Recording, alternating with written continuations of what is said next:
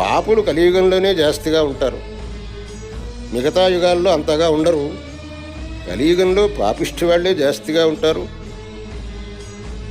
కానీ ఇటువంటి పాపిష్టి యుగంలో ఒక మంచి ఏమిటి అని అంటే, ఇక్కడ భగవన్నామకీర్తనం వల్లనే శ్రేయస్సును పొందటానికి అవకాశం ఉన్నది.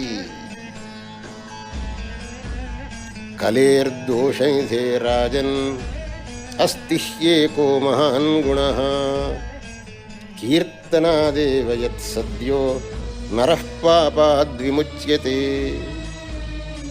సమస్త దోషములకు ఈ కలియుగం నిధి ఆకరం అవును. అయినప్పటికీ ఇక్కడ ఒక గుణం ఏమిటి అని అంటే, కీర్తనాదేవ యత్సద్యః నరః పాపాద్విముచ్యతే.